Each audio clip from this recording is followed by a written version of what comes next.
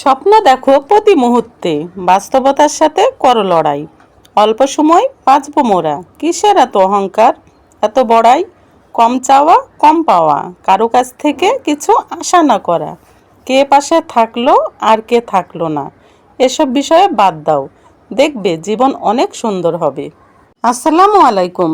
Hello everyone, তোমাদের প্রিয় বোন রোজি আবারও চলে এসেছে তোমাদের মাঝে। আজকে আমার বাসায় মেহমান আসবে, সেজন্য আমার একটু হুটাপাটা।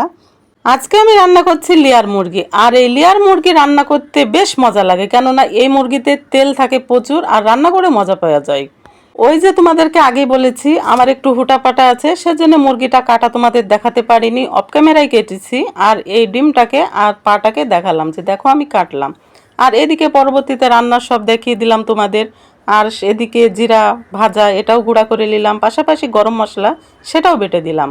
আর এই গরম মশলা বেটে দিলে কি হয়, মাংসের স্বাদটা আরও বাড়ে। আর যেহেতু মেহমান খাবে, এর জন্য মনের মধ্যে আরেকটু রান্নাটা যাতে ভালো করতে পারি, সেজন্য বেটেই রান্না করলাম। মেহমান আসলে তোমাদের কেমন লাগে বলো তো? আমার তো বেশ খুশি খুশি লাগে, কেননা এই যে ভালো মন্দ রান্নাটা মেহমানকেও খাওয়ানো যায়, সাথে নিজেও খেতে পাই তাদের অছিলায়।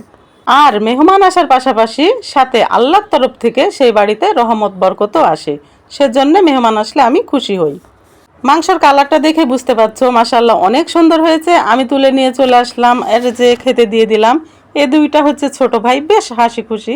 আমি বেশি কিছু রান্না করতে পারিনি, আমার সাধ্যের মধ্যে যতটুকু পেরেছি আমি ঠিক ততটুকুই রান্না করেছি। রান্নার মধ্যে ছিল আলু ভাজি, পানি ডাল আর মুরগির মাংস, আর এদিকে মিনিকেট চালের সাদা ভাত। ও তোমাদেরকে তো বলাই হলো না, এ ভাইগুলো কি জন্য এসেছে আমার বাসায়। যেহেতু আমার বাড়ি রাজশাহীতে, সেজন্য তারা গ্রাম থেকে এসেছে ডাক্তার দেখাতে। অনেক সময় আপনের থেকে পর ভালো, পরের থেকে জঙ্গল ভালো। দেখছো না, একেবারে আমরা যেভাবে খাই ঠিক সেভাবেই তাদেরকে খাওয়া দাওয়া করালাম। একেবারে আমার নিজের ভাই বলতে পারো। এদিকে তাদের খাওয়া দাওয়া শেষে আমি খেতে বসলাম। আমার বাড়িওয়ালাকে বললাম খেতে বসো, আমার বাড়িওয়ালা বললো পরে খাবে। তা আচ্ছা থাক, যার যার পেট যার যার যখন খিদে আসে তখন খেয়ে নেবে, এই বলে আমি বসে গেলাম খেতে। এদিকে আমি খাচ্ছি, আমার যেহেতু ওই ডিমটা পছন্দ তাই আমি ডিমটাই আগে তুলে নিলাম। আর শুধু আমার না, আমার পরিবারের, আমার ছেলের, আমার স্বামীর, আমার সবারই পছন্দ, তাই সবার যাতে হয় সেভাবে আমি ডিমটা রাখলাম আর নিজেও নিলাম।